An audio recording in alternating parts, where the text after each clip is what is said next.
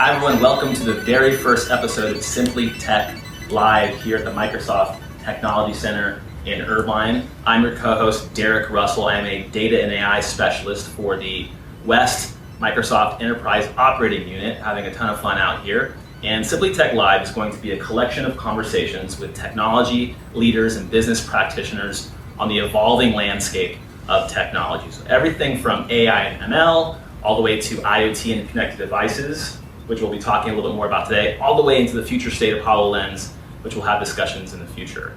Again, this is a live broadcast, so we'll be engaging with you real time on LinkedIn. So if you're part of my network, please follow along and engage, ask questions, comments, whatsoever. And then if you are viewing from on demand or a shareable link that we've shared out to you, we'll go ahead and supply our emails so that folks can engage with us and ask us questions and things like that. So really excited to kick this thing off. And I'll go ahead and let Ali introduce himself and introduce our featured guest for today. Absolutely. Ali Mazaheri, I'm the director of Irvine MTC in Irvine, Southern California. And I'm super excited that after months of planning with Derek, we finally, kicked this off. Yeah. It took some time and planning. We have people like Nate that are helping us behind the camera. I'm very excited, as Derek mentioned, to have our very own special guest, Phil. Phil is from Avnet. Avnet not only is the sole provider of Azure Sphere to the market currently that works with Microsoft, they're also a great customer of WestEOU that I'm support and cover. And with that, I would like Phil to go over his role and what he does, and we get into the content together. Perfect. Thank you, guys, and thank you for letting me be part of this first event. It's very exciting. Of course. So as the guys mentioned, my name is Phil Heine, and I work for a company called Avnet Electronics, and I've been with the company for 17 years now in a variety of roles, from sales, marketing, engineering, business development, and more recently, product management. In my current role as global product manager for Azure Sphere, which I'm going to talk about today, that's what I'm doing today, and we have exciting things to talk about and introduce you to this new product. Really cool. And just on some of the pre-reads and things that you sent me before this discussion, Avnet does a lot. So can you talk a little bit about specifically what Avnet does, what you guys provide, and why the heck we're standing in front of this espresso machine? Okay, all right, I'd be happy to do that. Besides that, I love espresso. Yeah. Besides that, you love espresso. We do know that. So Avnet is been in business for over 100 years. Not over 100, just coming up on 100 years, excuse me. And we're about a $20 billion company, and we are a global electronics distributor and also a global solutions provider. Specifically, and why we're here to talk about today the coffee machine is an IoT implementation that we've introduced to the MTC here, and it's based on Azure Sphere. Azure Sphere, about a year and a half ago, we collaborated with Microsoft, and as Ali mentioned, we are the sole distributor of the chip-level solution. And it's an edge device that provides security to new devices that are being developed, or potentially adding retroactive security to existing installed devices out that are already deployed. So let me talk a little bit about Azure Sphere. Azure Sphere is a three-part solution. So there's a hardware piece, in this case the MCU, which is just a little bit smaller than my thumbnail. Don't put that in your pocket. So that's the hardware element, and the software element is a secure operating system. It's a Linux system, and then there's the security service that runs on Azure. So what makes this product unique is all three of those elements are native in the device. So it really takes a lot of the complexity out of building security in edge devices. And what also makes it unique is this is the only device in the market today that has Microsoft coined term 7 properties of a secure device. And I don't always remember those 7 properties, so I'm going to read them off. It's hardware root of trust, defense in depth, small trusted computing base, dynamic compartments, I usually wear glasses, certified base authentication, failure reporting, and renewable security. So Can I interrupt you for a second? I mean, these are all great, but maybe I can start brewing my own coffee while you guys have a conversation. You've been antsy to do that. I know. Let's brew the coffee. Let's brew the coffee. Great. That'll give me a chance to talk a little bit about what we're seeing here today as he's brewing this cup of coffee. All right. So Go ahead. And then Phil, you talk about these 7 different properties, and I'm going to hold you to memorizing those in the next 5 minutes. All 7. Exactly. You talked about the 7 properties. Azure Sphere is obviously end-to-end, very secure. But what is that? How's that different from the ways that people are traditionally deploying IoT devices? And why is this so magical? Right. Yeah. Well, the cool thing is you don't have to get a new degree to design this microcontroller into an existing device, right? It's the same. It's an ARM-based microcontroller. It's a Linux-based operating system. But it's really the simplification of the security that makes it unique, right? So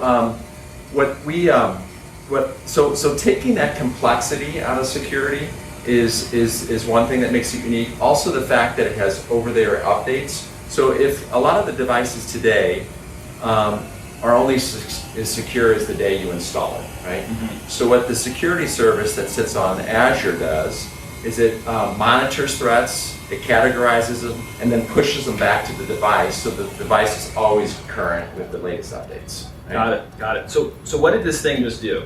So I think we kind of missed the action, but go ahead. Yeah. So the cool thing about this thing is this was just an off-the-shelf coffee machine you can buy from Amazon or any other place, right? And it has no connectivity, no Wi-Fi, no Ethernet, no USB. So it's basically just plugged into the wall and it works, right? So what we did is we hooked up a power monitor that takes advantage of Azure Sphere. And it basically monitors the voltage and current and tells you when a coffee's been brewed, how many cups have been brewed, the type of coffee that was brewed, whether it was espresso, double espresso, or regular coffee. And then, now it's showing it's brewing. And it also gives you some ability to monitor whether or not how many cups you've done over the course of the month, so you can be predictive about replacing the pods and so forth. And I think one thing that I loved about this solution when we first talked was that usually when we talk to customers about IoT, everybody looking at, we should have this high-end, like super intelligent device that can send all the data.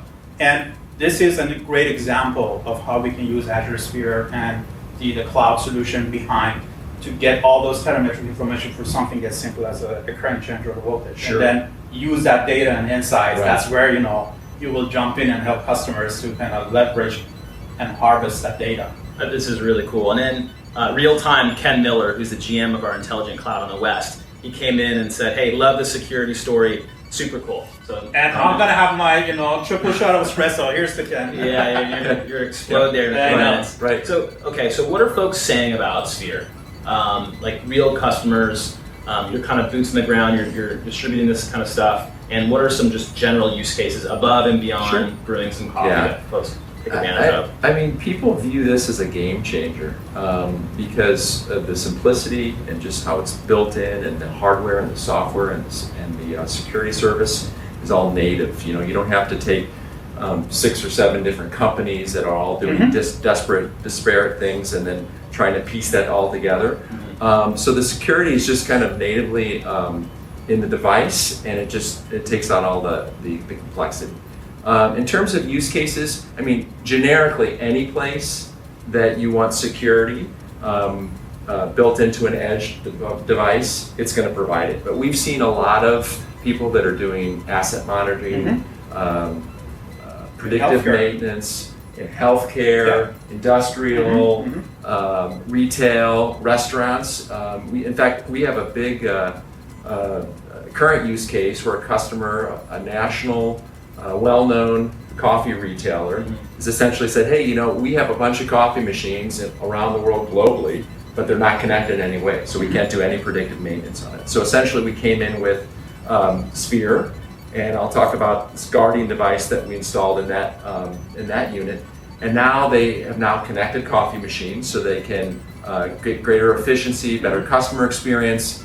They can upload coffee recipes right in the machine, do software updates right there from a remote location, reduce the number of truck rolls because they can do the predictive maintenance prior to the problems actually occurring. One other example I can bring in, we actually work with Gojo. That's for their hand sanitizer that is being used at hospitals to improve the hygiene and the efficiency. And these are all the great examples that when we have customers come into the NTC, we can go over and even discuss the architecture behind it. Right. I think I'm a data and AI guy, so I'm so fascinated by the AI, the really cool leading tech, data strategy, data engineering, and security is not something that I get out of bed and like, oh, let's go talk about security, but it's so inherently important. Just a quick Gartner IoT fact, 25% of cyber attacks, 25% of cyber will target IoT devices by the early 2020s. So this is an issue. There was a white paper I read, and I can put a link to the white paper in the discussion, but it talked about the 5 risks to IoT, and just a couple of them: polluting data and compromising business insights, so messing with company data, using hacked devices for malicious activity.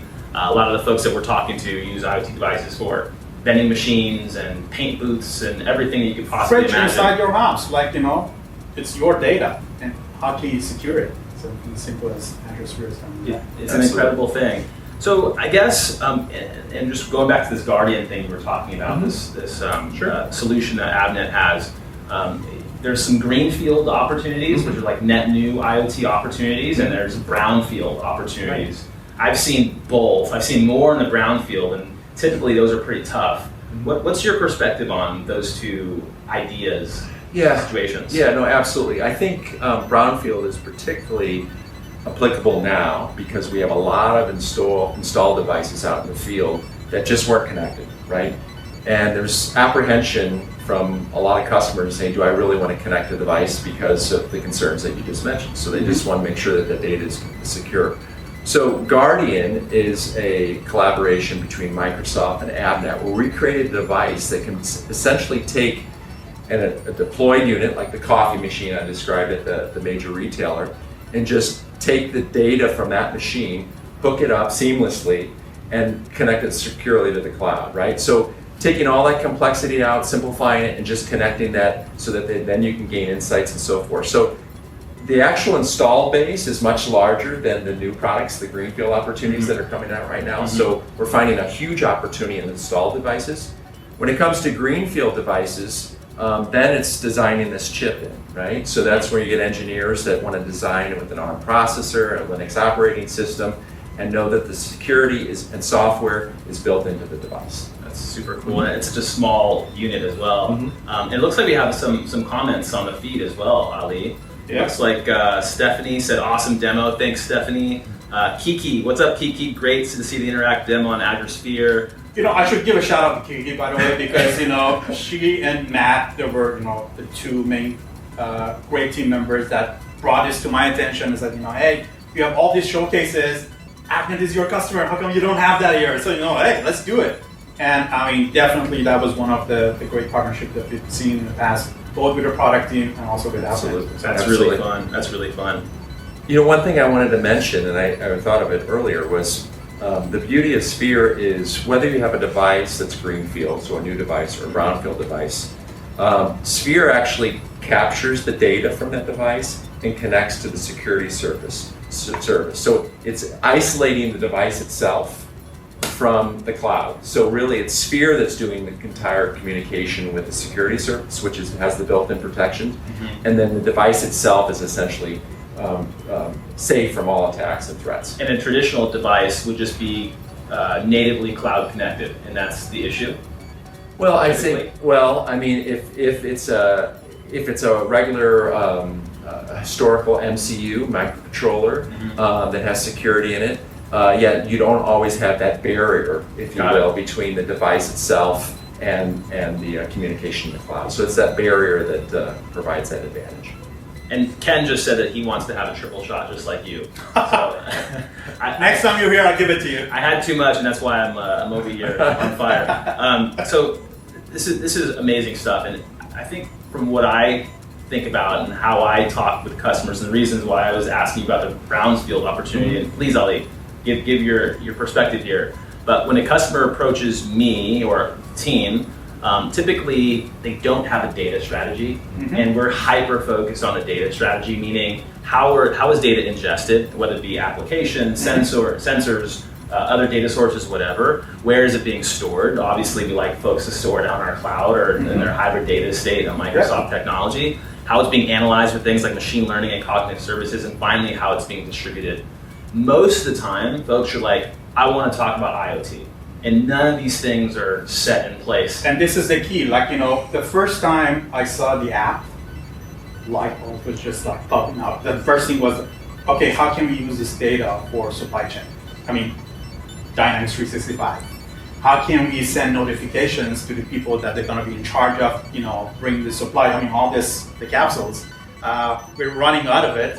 Avnet was gracious enough to send us, the first pack. I have to go and pay out of my dime. So I have to be a little bit careful about, how many espressos, especially if we have people like Ken coming to the MPC. We're gonna limit to one shot. But these are, when we talk about the 3 cloud solutions, I mean, this is where the IoT will unlock the data, but you need to act on top of it. Otherwise, just have the IoT and the data by itself going to the cloud is not going to work. So Ali, and now you're at a director level, and you were a chief architect here at the Microsoft Technology Center, and that's how I know Phil for this collaboration. Like, what do you guys do here? Just for folks that don't understand Absolutely. How to utilize the space. Besides having cool demos, and we have a great team of highly sophisticated architects that can work with customers and with you guys. When we talk about IoT solutions or anything that is powered by cloud, we can provide the engagements, whether it's a proof of concept or hackathon, to kind of start with the idea and kind of make it work. We have access to Azure Sphere, the dev boards that being manufactured by Avnet, for example, and we can go and spend like 2 or 3 days. We've done this a couple of times with your customers, and I think that's the key scenario that we want to be involved, to partner with our customers and our vendors, which also are the customers like Avnet, and you guys, to make that solution more realistic and something that they can go and put to production. I completely agree, and I think customers just don't know as much as they probably should, that they should come in here and start really hacking these things out and looking at these really cool use cases. Yeah, one other thing is we have 15 locations across the US. That means any major city there's going to be an MTC in it. All you have to do is talk to your account rep, and they'll be more than glad to have you guys hosted for those packages. Thank you for that, Ali. Okay, so looks like Kevin Kirik, he said, way to go, Microsoft, making the Azure Sphere, low-cost development can be able to bring this technology to designers for mass adoption, so he's giving us some kudos there. So we're kind of closing out here, engaging at the top of the hour. Wanted to leave us on a couple defining ideas. So Phil, you've been working with Avnet, you said, for almost 17 years. What are some learnings about this entire era of IoT and things that folks should really be thinking about in terms of IoT adoption, and just let us get in your brain for a second and give us some advice here. Sure. Yeah, I think what we've seen is any customer that is hesitant to implement IoT because of security concerns or the associated complexity of developing products that are secure, they should consider Sphere. We found that customers are concerned, one, about their data or their customers' data, or their brand, right? A single security breach can threaten their customer base and devalue their brand very quickly, right? So Sphere just essentially puts their mind at ease. It allows them to implement security easily, and it's a solution that allows them to get into an IoT implementation a lot quicker than they could with other sources. And I guess I would say also Avnet, being a traditional hardware provider and now software provider, also can provide services above the cloud and below the cloud. So whether or not it's driver development or VSP development or app development, dashboards, things of that nature, we're a one-stop shop or an end-to-end solution when it comes to all of those services as well around IoT. Yeah, the last point is very important, because when we talk to the customers, most of them, they know Avnet as a hardware manufacturer. Where we've been. Not thinking about the services, and this is where we can bring all this, three parties together to help our customers, which means you guys. And use all the experience, the hands-on experience, how we can deploy security to the cloud, how we can automate things like CI/CD, integration with other systems, supply chain, ERP, everything is going to be. Right. And I think Kevin was the name of the guy who mentioned, we have, if you're starting at a chip level solution, you have a new coffee machine, you want to build security into it, then you're starting with a chip. We have a development board that we can use, that customers can use to get started with that immediately. If the chip is a little bit daunting for them, we have certified modules that do a lot of the work for them too, so they can get to market quicker. And then if it's a brownfield opportunity, an installed device, then Guardian's a good solution for that. That's also available from Avnet. So, and if folks want to continue the discussion and have additional conversation points, you're kind of the person to go to and talk to. Can they reach out to you? What's the best way to get a hold of you? Yeah, you can, on LinkedIn is obviously a good opportunity to get a hold of me. And then if you want to contact me directly via email, I'm at Phil, P-H-I-L, .H-E-I-N-E, Heine, at Avnet, A-V-N-E-T.com. Very cool. Ali, anything to add before we close the session, close the day? Again, great way to kick off this session and series with you. So Yeah. I'm looking forward to the next one, and hopefully we can have Phil and Avnet coming back with more great stuff as we kind of continue this journey together. And on behalf of MTC and the team, I want to thank you all for joining this session. And until next month. 100%. Thanks a lot, Ali, for your partnership and for pushing me personally. We're going to go ahead and post some of the links, ways you can contact Phil, and things that we covered throughout the talk in the conversation points below. If you really enjoyed this episode, please continue to follow us. And as we begin to formulate a more positioned strategy moving forward with cool technology, we'll definitely share that with you. And please check out my podcast, which I think you may enjoy. It's called the Data Binge Podcast. You can view it anywhere, your favorite place to stream podcasts. I think you'll enjoy the content there because it parallels the stuff we're talking about today. So with that, we'll see you guys later. Thanks for watching.